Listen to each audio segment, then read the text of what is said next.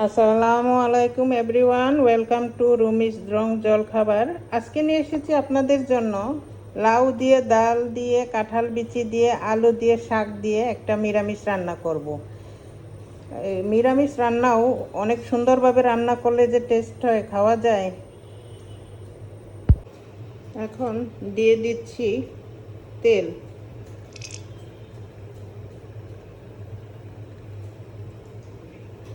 পরিমাণ মতন তেল দিয়ে নিচ্ছি।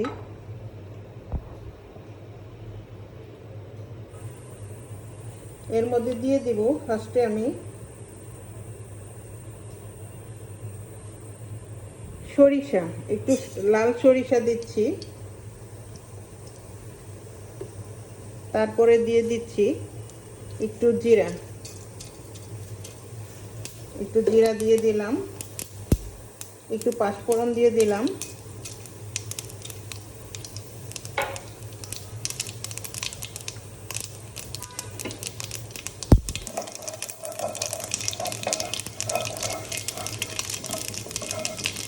তারপরে দিয়ে দিচ্ছি একটু রসুন কুচি।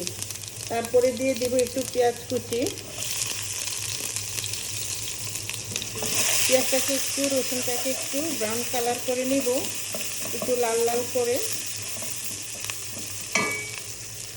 এর মধ্যে এখন দিয়ে দিব পেঁয়াজটা যেহেতু লাল হয়ে গেছে, দিচ্ছি আলু আর কাঁঠালের বিচিটাকে।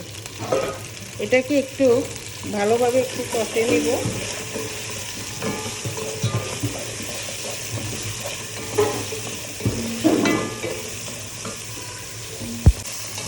এটাকে একটু একটু কষায় নিলাম।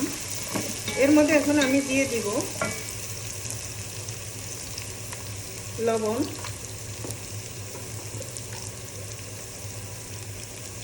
এক চামচ হলুদ দিচ্ছি, তাতে দিব এক চামচ রসুন বাটা, এক চামচ আদা বাটা।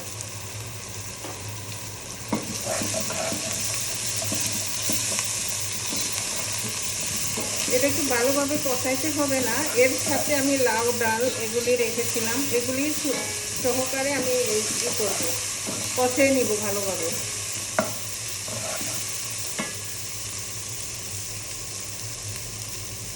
লাউটা, ডালটা কষানো হয়ে যাবে, সাথে মশলার গন্ধটাও হয়ে যাবে। শুধু নামাবার একটু আগে শাকটা দিব। এখন এটাকে আমি ভালোভাবে কষিয়ে নিব।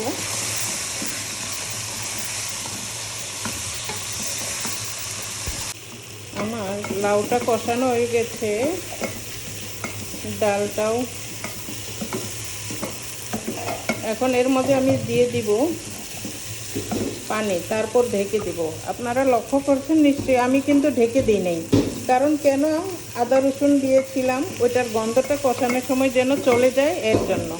ঢেকে দিলে ওই গন্ধটা থেকে যায়। এখন দিয়ে দিব পানি।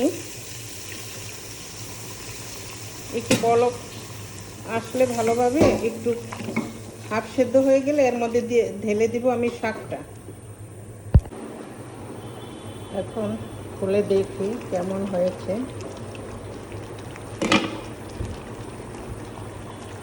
ওয়াও, লাউটা দেখা যাচ্ছে গলে যাচ্ছে। এখন এর মধ্যে দিয়ে দিব আমি শাকটা। যেহেতু হাফ সেদ্ধ হয়ে গেছে, এর মধ্যে শাকটা দিব। শাকটা আমি নিয়েছি পালং শাক, পালং শাক না, কলমি শাক আর পুঁই শাক। এটা নিজের গাছে থেকে দুইটা শাক নিয়েছি। এর মধ্যে দিয়ে দিচ্ছি শাকটা।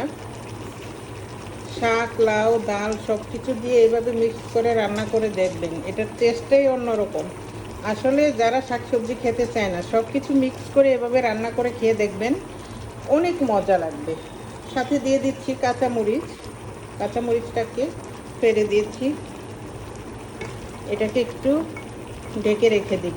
শাক হইতে কিন্তু বেশিক্ষণ সময় লাগে না, একটু পরেই শাকটা সেদ্ধ হয়ে যাবে। তারপর এটাকে আমি ফোড়ন দিব।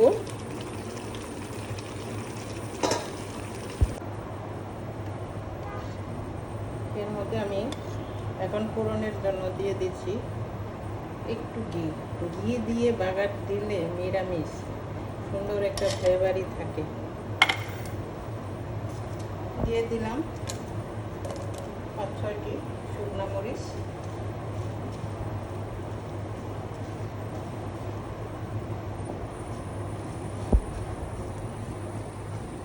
শুকনো মরিচের আর রসুনের একটা ফ্লেভার সুন্দর একটা বের হবে। এটাকে ওখানে ফোড়ন দিলে সুন্দর একটা গন্ধটা যে আসবে।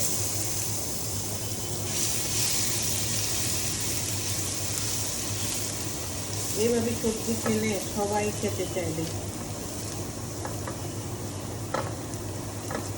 আমরা তো সবসময় এইভাবেই সবজি রান্না করি, আর সবজি খাওয়া তো সবার জন্যই ভালো।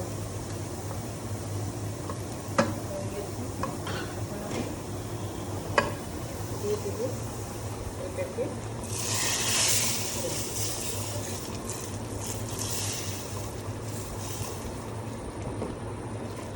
দেখেন আমার সবজিটা কত সুন্দর হয়েছে। প্লিজ আমার চ্যানেলটি যদি ভালো লেগে থাকে লাইক দিয়ে দেন, সাবস্ক্রাইব করে দিয়েন।